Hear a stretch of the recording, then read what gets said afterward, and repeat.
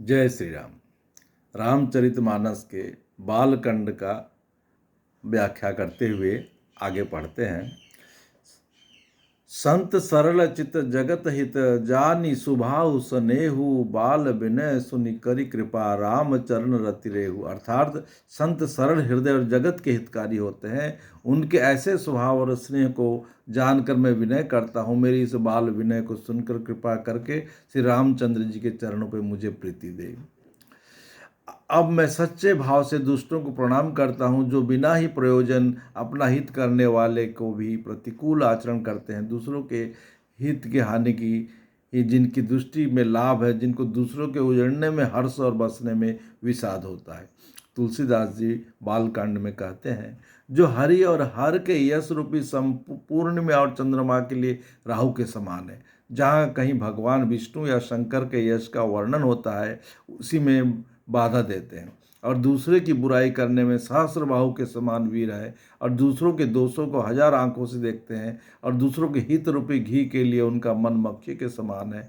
अर्थात जिस प्रकार मक्खी घी में गिरकर उसे खराब कर देता है और स्वयं भी मर जाती है, उसी प्रकार दुष्ट लोग दूसरों के बने बनाए काम को अपनी हानि करके भी बिगाड़ देते हैं। तुलसीदास जी बालकांड में कहते हैं, जो तेज दूसरों को जलाने वाले ताप में अग्नि और क्रोध में यमराज के समान है, पाप और अवगुण रूपी धन में कुबेर के समान धनी है, जिनकी बढ़ती सभी के हित का नाश करने के लिए केतु के समान है, और जिनकी कुंभकर्ण की तरह सोते रहने में ही भलाई है। पर काजु लगी तनु परिहरही, जिमहि में उपल कृषि दलि गरही, बंदऊ खल जस शेष सरोसा, सहस बदन बर नहीं पर दोसा। जैसे ओले खेती का नाश करके आप भी गल जाते हैं, वैसे ही दूसरों का काम बिगाड़ने के लिए अपना शरीर तक छोड़ देते हैं। मैं दुष्टों को शेष जी के समान समझकर प्रणाम करता हूँ, जो पराये दोषों का हजार मुख से बड़े रोष के साथ वर्णन करते हैं।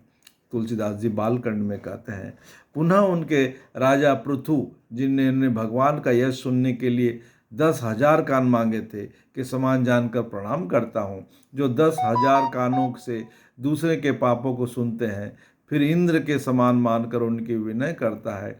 जिनका सुरा मदिरा निकी और हितकारी मालूम देती है, इंद्र के लिए भी सुरा निक और देवताओं के लिए सेना हितकारी है।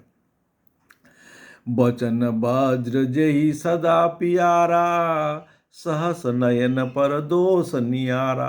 अर्थात जिनको कठोर वचन रूपी वज्र सदा प्यारा लगता है, और जो हजार आंखों से दूसरों के दोषों को देखता है। उदासीन अरिमति हित सुनत जरही खल रीति, जानी पानी जुग जोरी जन विनती करई सब प्रीति। अर्थात दुष्टों की रीति है कि उदासीन शत्रु अथवा मित्र किसी का भी हित सुनकर जलते हैं। यह जानकर दोनों हाथ जोड़कर यह प्रेम पूर्वक उनसे विनय करता है। मैं अपनी प्रीति किन्नी हो रहा, तिन निज और न लाभ पाप भोरा, बायस पलियहि अति अनुरागा, होई निरामिष कबोगी कागा। अर्थात मैंने अपनी ओर से विनती की है, परंतु मैं अपनी ओर से कभी नहीं चुकेंगे। कौओं को बड़े प्रेम से पालिए, परंतु वे क्या कभी मांस के त्याग हो सकते हैं। तुलसीदास जी बालकांड में कहते हैं, अब मैं संत और असंत दोनों के चरणों की वंदना करता हूँ। दोनों ही दुख देने वाले हैं, परंतु उनमें कुछ अंतर कहा गया है। वो अंतर है कि एक संत जो बिछुड़ते समय प्राण हल लेते हैं, और दूसरा असंत मिलते हैं तब दारुण दुख देते हैं। अर्थात संतों का बिछुड़ना मरने के समान दुखदायी होता है, असंतों का मिलना। तुलसीदास जी बालकांड में कहते हैं, दोनों संत और असंत जगत में एक साथ पैदा होते हैं, पर एक साथ पैदा होने वाले कमल और जोंक की तरह उनके गुण अलग अलग होते हैं। कमल दर्शन और स्पर्श से सुख देता है, और जोंक शरीर को स्पर्श पाते ही रक्त चूसने लगती है। साधु अमृत के समान मृत रूपी संसार से उबारने वाला, असाधु मदिरा के समान मोह प्रसाद जड़ता और उत्पन्न करने वाला है।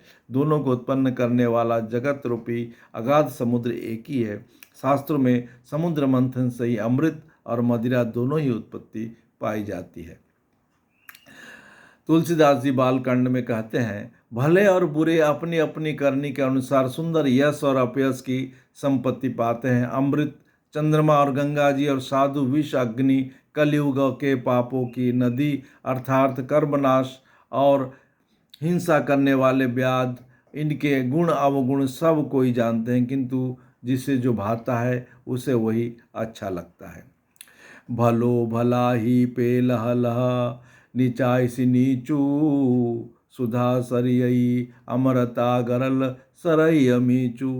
तुलसीदास जी बालकांड में कहते हैं, भला भला ही ग्रहण करता है और नीच नीचता को ही ग्रहण करता है। अमृत की सराहना अमर करने में होती है और विष को मारने में होती है। तुलसीदास जी बालकांड में कहते हैं, दुष्टों के पापों और अवगुणों की और साधुओं के गुणों की कथाएं दोनों ही अपार और अथाह समुद्र है। इसी के गुण और दोषों का वर्णन किया गया है, क्योंकि बिना पहचाने उनका ग्रहण और त्याग नहीं हो सकता। भले बुरे सभी ब्रह्मा के पैदा किए हुए हैं, पर गुण और दोषों को विचार कर वेदों को उन्हें अलग अलग कर दिया गया है। वेद, इतिहास और पुराण कहते हैं, ब्रह्मा की यह सृष्टि गुण अवगुणों की सनी हुई है। तुलसीदास जी बालकांड में कहते हैं, दुख सुख पाप पुण्य दिन रात, साधु असाधु सुजाति कुजाति, दानव देवता ऊंच नीच, अमृत विष सुजीवन, माया मृत्यु, ब्रह्मा जीव ईश्वर, संपत्ति दरिद्रता, रंक राजा, काशी मगध गंगा, कर्मनाशा, मारवाड़ा मालवा, ब्राह्मण कसाई, स्वर्ग नरक, अनुराग वैराग्य, सभी पदार्थ ब्रह्मा की सृष्टि में है। वेद शास्त्र में उनके गुण दोषों का विभाग कर दिया गया है। जड़ चेतन गुण दोषमय विश्व किन्न करतार, संत हंस गुण गाई पहा, परिहरि बारी विकार। तुलसीदास जी बालकांड में कहते हैं, विधाता ने इन जड़ चेतना विश्व को गुण दोषमय रचा है, किंतु संत रूपी हंस दोष रूपी जल को छोड़कर गुण रूपी दूध को ही ग्रहण करते हैं। तुलसीदास जी कहते हैं बालकांड में, विधाता जब इस प्रकार का विवेक देते हैं तब दोषों को छोड़कर मन गुणों में अनुरक्त होता है। काल स्वभाव और कर्म की प्रबलता से भले लोग भी माया के वश में होकर कभी कभी भलाई से चूक जाते हैं। बालकांड में तुलसीदास जी कहते हैं, भगवान के भक्त जैसे उस चूक को सुधार लेते हैं और दुख दोष को मिटाकर निर्मल यश देते हैं, वैसे ही दुष्ट भी कभी कभी उत्तम संग पाकर भलाई करते हैं, परंतु उनका कभी भंग न होने वाला मलिन स्वभाव नहीं मिटता। भगवान तुलसीदास जी कहते हैं बालकांड में, जो ठग है उन्हें भी अच्छा वेश बनाए देकर वेश के प्रताप से जगत पूजता है, परंतु एक न एक दिन वे चौड़े आ ही जाते हैं। अंत तक उनका कपट नहीं निपटा, जैसे काल नौमी रावण राहु का हाल हुआ है। तुलसीदास जी कहते हैं, बुरा वेश बना लेने पर भी साधु का सम्मान ही होता है, जैसे जगत में जाम्बवन हनुमान जी का हुआ। बुरे संग से हानि, अच्छे संग से लाभ होता है। यह बात लोक और वेद में है और सभी लोग इसको जानते हैं। तुलसीदास जी बालकांड में कहते हैं, पवन के संग से धूल आकाश में उड़ चढ़ जाती है और नीच जल के संगत में कीचड़ में मिल जाती है। साधु के घर में तोता मैना राम राम सुमरते हैं और असाधु के घर में तोता मैना गिन गिन कर गालियाँ देते हैं। तुलसीदास जी कहते हैं, कुसंग के कारण धुआं कालिक कहलाता है, वहीं धुआं सुंदर स्याही होकर पुराण लिखने के काम में आता है।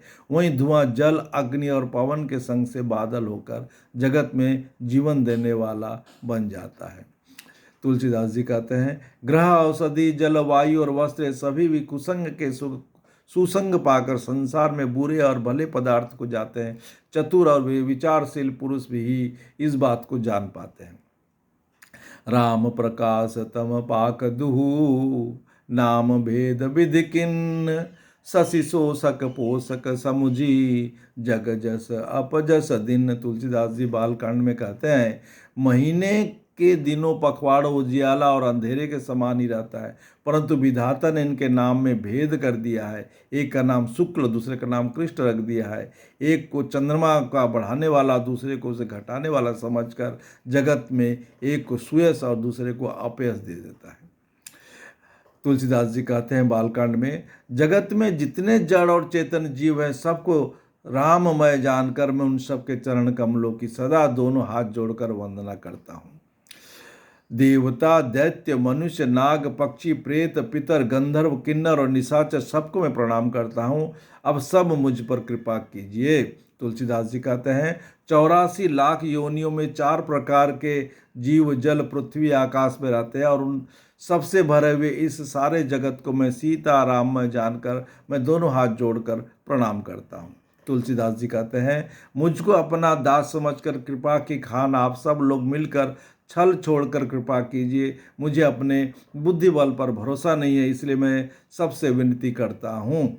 श्री रघुनाथ जी के गुणों का वर्णन करना चाहता हूँ, परंतु मेरी बुद्धि छोटी है। मैं श्री राम जी का चरित्र अथाह है, इसके लिए मुझे उपाय की एक अंग अर्थात कुछ लेस मात्र भी उपाय नहीं सूझता। मेरे मन में बुद्धि कंगाल है, किंतु मनोरथ राजा है।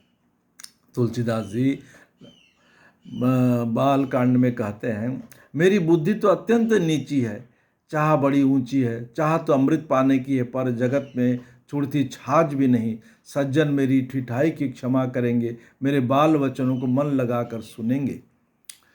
जैसे बालक तब तोतले वचन बोलते हैं जब उसके माता पिता उन्हें प्रसन्न मन से सुनते हैं, किंतु क्रूर, कटिल और बुरे विचार वाले लोग जो दूसरे के दोषों को ही भूषण रूप से धारण किए रहते हैं, अर्थात जिन्हें पराये दोषी प्यारे लगते हैं, हंसेंगे। तुलसीदास जी बालकांड में कहते हैं रसीली हो अत्यंत फीकी, अपनी कविता किसे अच्छी नहीं लगती, किंतु जो दूसरे की रचना सुनकर हर्षित होते हैं ऐसे उत्तम पुरुष जगत में बहुत नहीं है।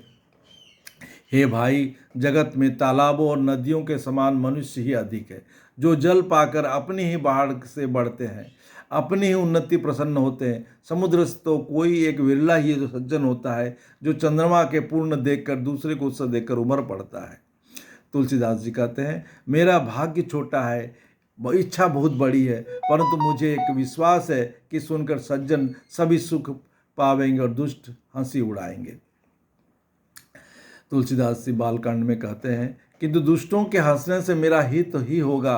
मधुर कंठ वाली कोयल को कौवे तो कठोरी कहा करते हैं, जैसे बगुले हंस को, मेंढक पपीहे को हंसते हैं, वैसी मलिन वन वाले दुष्ट निर्मल वाणी को हंसते हैं।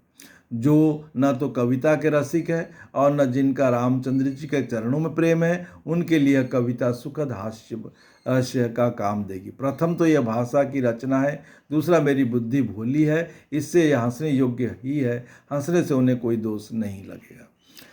तुलसीदास जी बालकांड में कहते हैं जिन्हें न तो प्रभु के चरणों में प्रेम है न अच्छी समझ ही है, उनको यह कथा सुनने में फीकी लगेगी। जिनको श्री हर के चरणों में प्रीति है, जिनकी बुद्धि कुतर्क करने वाली नहीं है, श्री हर में भेद की ऊंच नीची कल्पना नहीं करते, उन्हें श्री रघुनाथ जी की यह कथा मीठी लगेगी। तुलसीदास जी कहते हैं सज्जनगण इस कथा को अपने जी में रामचंद्र जी के भक्ति से भूषित जानकर सुंदर वाणी से सराहना करते हुए सुनेंगे। अब मैं तो न कवि हूँ न वाक्य रचना में कुशल हूँ, मैं तो सब कलाओं और सब विद्याओं से रहित हूँ। तुलसीदास जी बालकांड में कहते हैं नान प्रकार के अक्षर, अर्थ और अलंकार, उनके प्रकार के छंद रचना, भाव और रसों के अपार भेद और कविता का भांति भांति से गुण दोष होता है। इनमें से काव्य संबंधी एक भी बात को ज्ञान मुझ में नहीं है, यह मेरे कोरे कागज पर लिखकर शपथ पूर्वक सत्य सत्य कहता हूँ। तुलसीदास जी कहते हैं मेरी रचना सब गुणों से रहित है, इसमें बस जगत प्रसिद्ध एक गुण है, उसे विचार कर अच्छी बुद्धि वाले पुरुष जिनके निर्मल ज्ञान है इसको सुनेंगे। तुलसीदास जी बालकांड में कहते हैं इसमें श्री रघुनाथ जी की उदार नाम है जो अत्यंत पवित्र है, वेद पुराणों का सार है, कल्याण का भवन है, अमंगलों को हरने वाला है, जिसे पार्वती जी सहित भगवान शिव जी सदा जपा करते रहते हैं। तुलसीदास जी बालकांड में करते हैं दो अच्छे कवि के द्वारा रची हुई से बड़ी अनूठी कविता है, वह भी राम नाम के बिना शोभा नहीं पाता। जैसे चंद्रमा का समान मुख वाली सुंदर स्त्री सब प्रकार सुसज्जित होने पर भी वस्त्र के बिना शोभा नहीं देता, इसके विपरीत उसकी कुकवि की रची हुई सब गुणों के रहित कविता को भी राम नाम के यश के अंकित जानकर बुद्धिमान लोग आदर पूर्वक कहते और सुनते हैं, क्योंकि सत्संग भौरे के भांति गुणों को ही ग्रहण करने वाले होते हैं। तुलसीदास जी कहते हैं यद्यपि मेरी इस रचना में कविता का एक भी रस नहीं है, तथापि इसमें श्री राम की प्रताप प्रकट है। मेरे मन में यही एक भरोसा है, भले संग की भला किससे बड़प्पन नहीं पाया। तुलसीदास जी कहते हैं धुआं भी अगर के संग से सुसंगित होकर अपने स्वाभाविक कड़ुएपन को छोड़ देता है। मेरी कविता अवश्य भद्दी है, परंतु इसमें जगत के कल्याण करने वाले राम कथा रूपी उत्तम वस्तु की वर्णन किया है, ये भी अच्छी समझी जाएगी। तुलसीदास जी कहते हैं कि रघुनाथ जी की कथा कल्याण करने वाली, कलयुग के पापों को हरने वाली है। मेरी इस भद्दी कविता रूपी नदी की चाल पवित्र जल वाली नदी की चाल की भांति टेढ़ी है। प्रभु श्री रघुनाथ जी के सुंदर यश की संग से यह कविता सुंदर और सज्जनों के मन को भाने वाली हो जाएगी। स्मशान की अपवित्र राख भी श्री महादेव के अंग के संग में सुहावनी लगती है और स्मरण करते ही पवित्र करने वाली होती है। तुलसीदास जी कहते हैं श्री राम जी की यश के संग से मेरी कविता सभी को अत्यंत प्रिय लगेगी। जैसे मलय पर्वत के संग में काष्ठ मात्र चंदन मानकर वंदनीय हो जाता है, फिर क्या कोई काठ की विचार करता है। तुलसीदास जी बालकांड में कहते हैं श्यामा गो काली होने पर भी उसका दूध उज्ज्वल और पूर्णतः गुणकारी होती है, यही समझकर सब लोग उसे पीते। इसी प्रकार गंवारू भाषा होने पर भी श्री सीताराम जी की यश को बुद्धिमान लोग बड़े चाव से गाते ही और सुनते हैं। तुलसीदास जी कहते हैं मणि माणिक और मोती जैसी सुंदर छवि है, वह सांप और पर्वत हाथी के मस्तक पर वैसी शोभा पाती राजा के मुकुट और नववित स्त्री के शरीर को पाकर यह अधिक शोभा प्राप्त होता है। इसी तरह बुद्धिमान लोग कहते हैं कि सुकवि की कविता भी उत्पन्न और कही होती है, शोभा अत्यंत कही पाती है। अर्थात कवि की वाणी से उत्पन्न कविता शोभा पाती है, वहाँ उसका विचार प्रचार, उसके कविता का आदर्श ग्रहण और अनुसरण होता है। कवि के स्मरण करते ही उनकी भक्ति कारण सरस्वती जी ब्रह्मलोक को छोड़कर दौड़ी आती है। रामचरित सर बिनु अनुवाहे, जो श्रम जाय न कटी उपाय। कवि को विदास हृदय विचारी, गावई हरिजस कलि मलहारी। अर्थात सरस्वती जी के दौड़े आने की यह थकावट रामचरित रूपी सरोवर में उन्हें नहलाए बिना दूसरे करोड़ों उपायों से भी दूर नहीं होती। कवि पंडित अपने हृदय में ऐसे विचार कर कलयुग के पापों को हरने वाले श्री हरि का यश की गान करते हैं। तुलसीदास जी कहते हैं संसारी मनुष्य का गुणगान करने से सरस्वती जी सिर धुनकर पछताने लगती है कि मैं क्यों इसके बुलाने पर आई। बुद्धिमान लोग हृदय से समुद्र, बुद्धि को सीप और सरस्वती जी को स्वाति नक्षत्र के समान समझते हैं। इसमें यदि श्रेष्ठ विचार रूपी जल बरसता है तो मुक्तामणि के समान सुंदर कविता होती है। उन कविता रूपी मुक्तामणियों को युक्त से भेद कर फिर रामचंद्र रूपी सुंदर तागे को पिरोकर सज्जन लोग अपने निर्मल हृदय से धारण करते हैं, जिससे अत्यंत अनुराग रूपी शोभा होती है, जो अत्यंत प्रेम और प्राप्त होते हैं। रामचरितमानस का बालकांड को आगे बढ़ाएंगे। धन्यवाद।